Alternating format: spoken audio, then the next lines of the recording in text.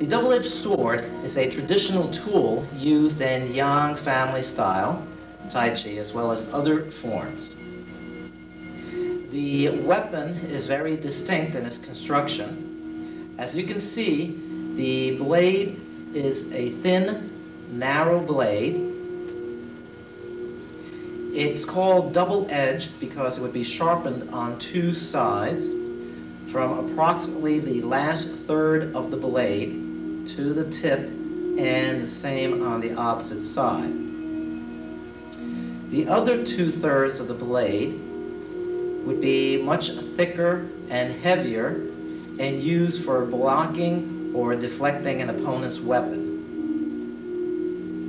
The guard can take various shapes, but is usually designed to offer an edge or cup that can be used to capture an opponent's weapon and perhaps twist it out of their grip.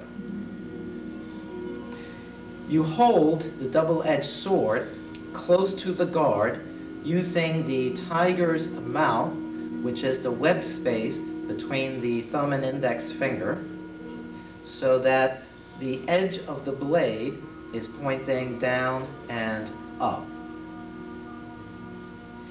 You hold by using mainly the thumb and index finger loosely, and providing additional control and power from the other fingers.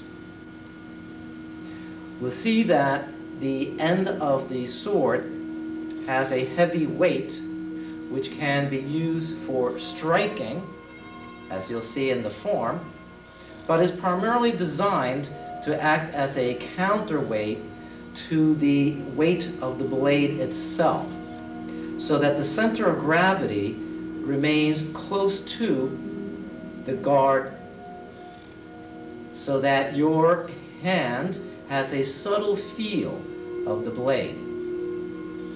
The movements of Tai Chi double-edged sword, although originally designed to be combative techniques, are now used as a method to increase our ability to control, generate, and channel the chi energy through our body.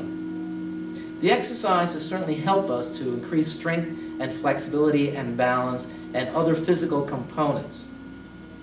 But this acts as an additional tool to help us raise all of those qualities to a much higher level than the empty hand form would by itself. To perform these movements correctly, we need to have a loose and flexible body. Therefore, before we begin our double-edged sword, what we'll do is go over several warm-up exercises to create additional flexibility.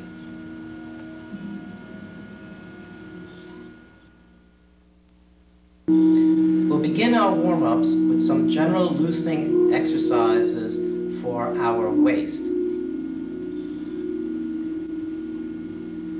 I'm going to turn gently,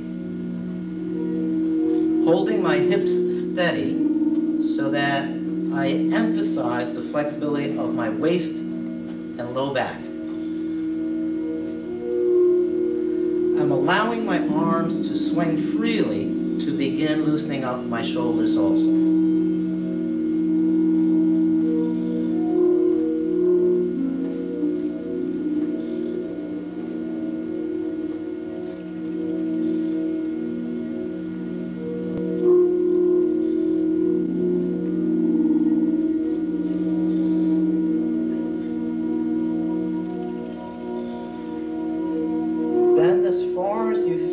Comfortably to your side until you feel a good stretch on the opposite side of your torso.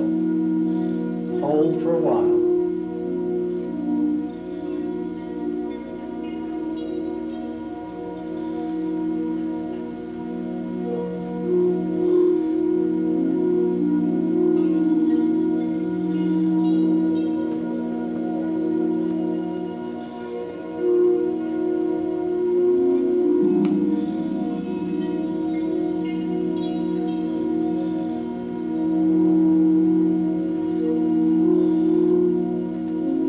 Taking a lower stance, I bend my knees more, And I'm going to turn and lean to the side. I'm going to use my arms to assist the stretch.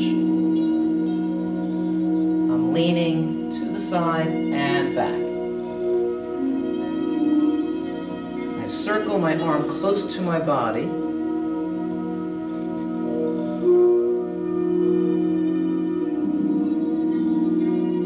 This helps increase your ability to perform some of the tighter, more compact moves of the double-edged sword.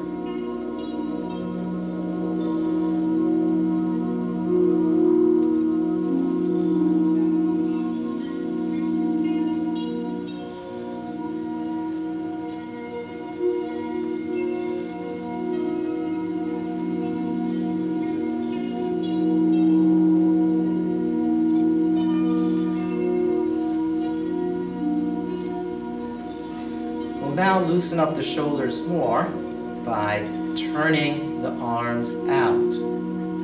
I'm also pressing down as if reaching to the floor with my fingers as I turn my arms out.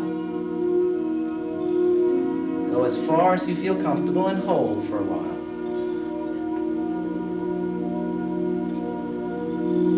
Then reverse the action. I'm still pressing my fingers down, but now turn my arms in as far as possible.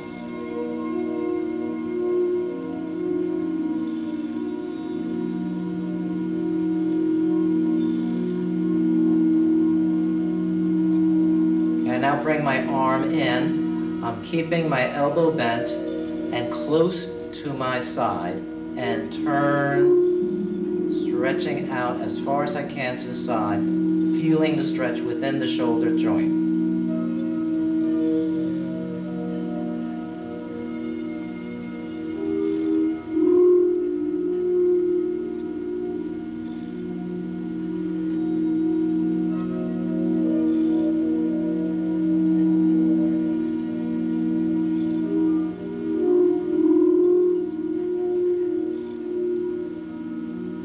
Do a similar movement, placing your arm behind the small of your back.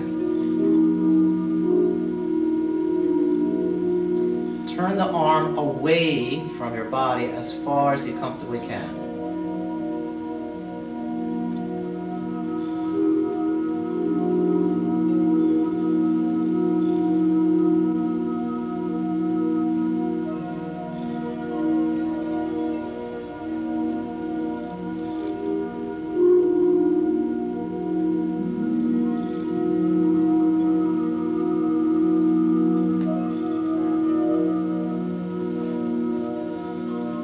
Once more, bending your arms, turn your palms to face up, keep the elbows close to your sides, and continue trying to turn your hands as much as possible.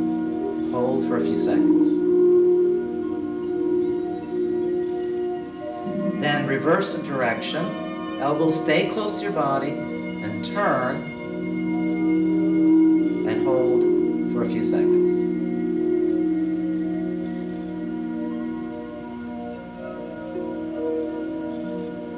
Now, bend your wrist, drawing your hands back towards your forearms. Go as far as you comfortably can and hold. Turn your arms, palms up, and reverse, bending in towards your forearm. Hold for a few seconds.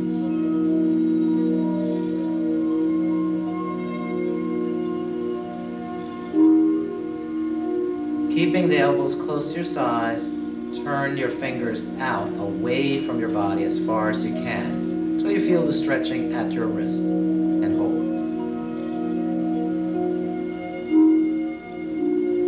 Reverse the direction, turn the fingers in.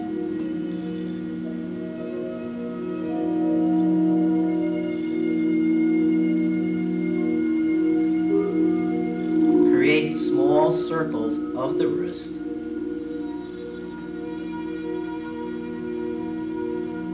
And then reverse the direction.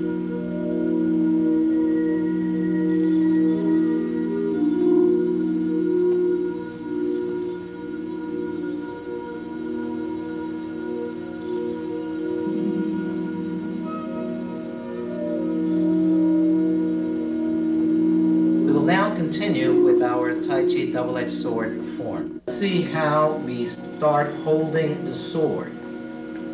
Turn your left hand palm forward. Place the sword so that the left thumb goes over the guard and the index finger and middle finger run along the length of the guard and handle. The pinky and ring finger curl over the other side of the guard to hold the sword securely in your hand. The flat of the blade will rest against your shoulder. This is the beginning holding position for your sword form. Your other hand throughout the form will take the position we describe as the sword hand. That is, index finger and middle finger pointing forward, while the thumb crosses over the ring and pinky fingers, holding them into the palm.